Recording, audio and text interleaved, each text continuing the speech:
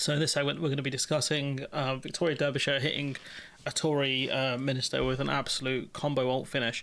This is absolutely brutal. This man has no answers, and it just gets progressively worse for him. You know, if I were the Tory party, I would avoid Victoria Derbyshire at all costs. I would, because these people have nothing for it. I'll come back to my question. Why should voters trust you when it comes to net migration in terms of bringing it down? Yeah. Let me go through all the Tory pledges on this. 2010, Mr Cameron promised in the election campaign he'd bring net migration down to tens of thousands per year. Did that happen? Well, it's quite clear that's not what's happened. Right, 2015, Conservative... That's great, you know, she just stops him filibustering and it's like, OK, cool, next one.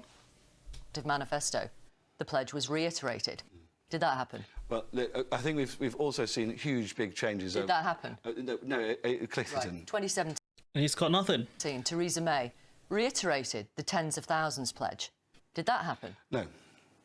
2019 Conservative manifesto. Victoria, you can go through all of these, and it's quite clear that we haven't achieved what we'd like to achieve. It's really important because you can go through our whole record and show their lies here, but you know it doesn't really. You know, he's trying to excuse the fact that they failed consistently for 14 years on this policy that they made so prominent for themselves. You've made this promise at every single election, and in fact, you've delivered the complete opposite because of policies you've implemented.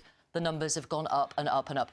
So I ask again, why should voters believe you this time? I think in some areas, I mean, one of the big things that we saw, obviously, during that, at the start of some of those periods... This is just so embarrassing. Like, he can't explain it away, and it gets worse for him. This one is not as bad, but the ending is hilarious. Like, I laughed so much watching this on the live stream. This is a perennial problem, which is why we've been implementing the Rwanda scheme in order to provide an effective deterrent. You're not.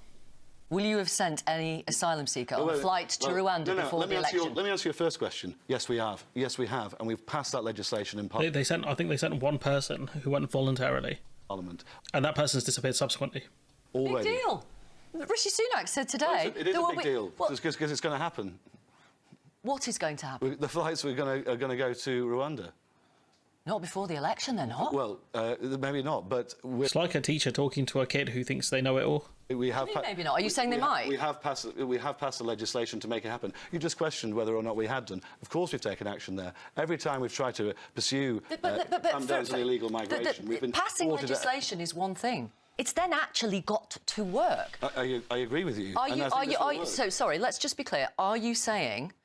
flights will take off before the election with asylum seekers? No, I didn't say that, no. Right. But we've passed the legislation, which is a fundamental thing that you need to do in order to be able to do it. You know, Labour have opposed everything we've done in this space, you know, voted well over 130 times. I mean, yeah, she's right. It makes no difference. Also, you've got a big majority. Like, why are you blaming the Labour Party when this is your failure? It's whether they oppose it or not. There will be no flights before the election. It does make a difference. Rishi Sunak has called the election before he can show that the plan is working. Well, with respect, Victoria, it does make a difference because, actually, it shows a very clear choice at the election which is coming up between... What, no flights with Keir Starmer and no flights with Rishi Sunak? Sorry, I laughed again because it's just the way she's laid it out there, which is so clear that, you know, there probably won't be any flights under Rishi Sunak anyways because of the fact that people, you know, asylum seekers don't want to get sent there and they know they can go to court and probably get the deportations overturned.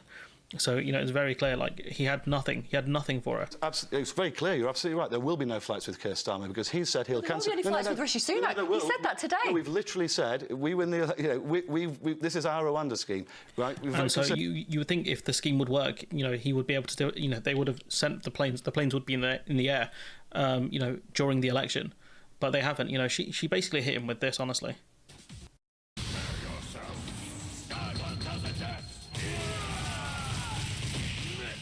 Honestly, right, that's what it looked like. He got alt combo finished. He had nothing. This clip here, you know, went through their record. Why should we believe you? Your record shows you're not telling the truth. Stings, doesn't it? And, you know, talking about, there won't be any flights. This guy's trying to attack Starmer over the fact there won't be any flights, even though Starmer's plan on, you know, Channel Crossings is way better than the Tory one. It's still not great, but it's way better than the Tory one. And he's trying to make out like, you know, the Tory plan is better. It's just embarrassing, honestly. And he's been pieced out. He's been picked apart for it. And journalists, as sad as it sounds, she's done a good job here, like a really good job, and journalists should be praised when they do a good job, because we're more than happy to, even if it's the basic stuff you expect, like we're more than happy to drag like Koonsberg and Kay Burley and some of the other frauds. BBC's Andrew Marr, when Andrew Marr was there, I'm more than happy to drag any one of these frauds who don't do their job properly. So we should actually give praise to when some of them actually do their job properly, and I think she's done an exceptional job here, especially in this clip. Just gone through his record and said, why should people trust you? And each time, she didn't even give him the chance to spin or lie. She said, yes or no, no. Okay, let's go to the next one. And so this is a really good clip of showing how fraudulent the Conservative Party are. But anyways, I'm going to leave it there. Let me know what you think in the comments below. Like, comment, share, subscribe. Support the channel on Patreon if you can. And hopefully I'll see you in the next one.